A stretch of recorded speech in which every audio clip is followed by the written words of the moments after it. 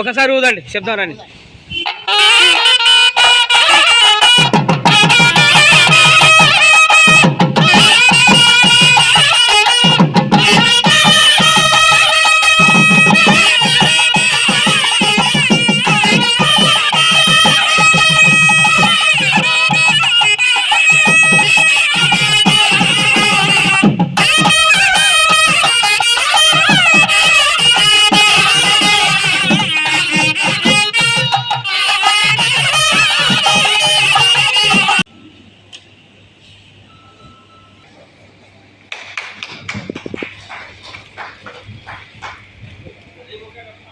అన్న ఎగిరా కొంచెం.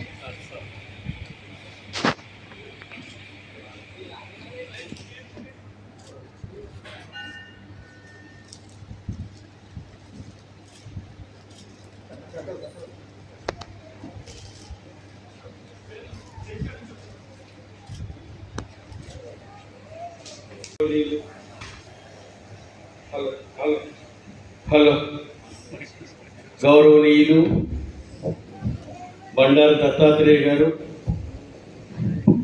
మన ప్రియతమ నాయకులు, ఉద్యోగం నడిపి వీరయ్యి 1992లో మేము మా మనసు చాలా క్షోభించింది. 92 అంటే అప్పుడు కూడా ఈ ఉద్యోగం మొదలు కాలేదు. అప్పుడే అనుకున్నా తెలంగాణ వాళ్ళు సపరేట్గా యూనియన్ పెట్టుకోవాలి అక్షర ఉద్యోగాన్ని.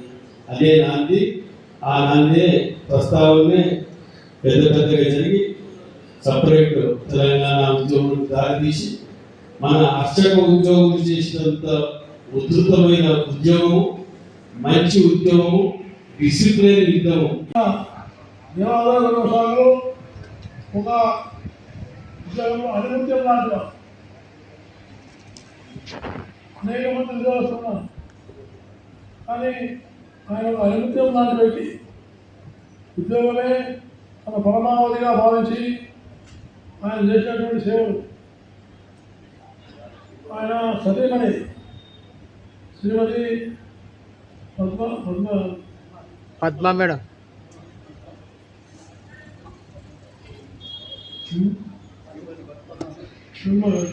దత్తాత్రేయ గారిచే సమర్పించబడుతుంది. లక్ష్మారెడ్డి గారు జూన్ 1, 1988లో ఉద్యోగ ప్రస్థానం ప్రారంభమైంది. అలాగే 2013లో కార్యనిర్వహణాధికారి వాళ్ళు కూడా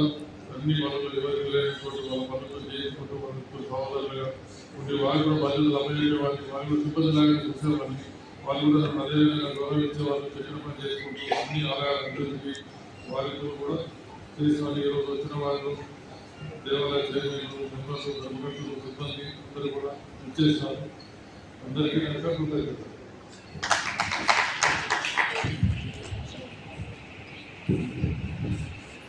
ఈ టీమ్ మేకర్స్ అంటే ఉంటుంది, తక్కువ మాట్లాడుతూ పనిచేస్తుంది.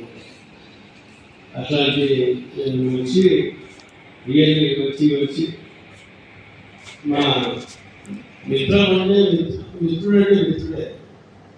ఎప్పుడు నా పక్కనున్న ఏసీ గారు కూడా మిత్రుడే. ఏసీ గారైనా ఆ సీట్లో ఉన్నప్పుడు ఆ గౌరవం అయినది మేము పనిచేసేవాళ్ళు. సుధాకర్ రెడ్డి గారు కూడా నాకు మంచి మిత్రుడు, నాకు ఆఫీసర్ పనిచేశారు. ఆయన గ్రేట్ ఆపర్చునిటీ, మంచి కాంబినేషన్తో ఇద్దరం పనిచేసాం.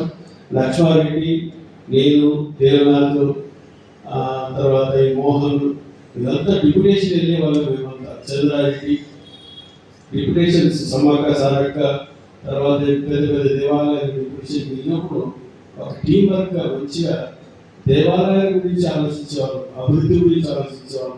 అప్పుడు మా జీతము 600 రూపాయలు. నేను అపాయింట్ అయినప్పుడు మా జీవితం 600 రూపాయలు. ఎంతో కష్టపడ్డాం.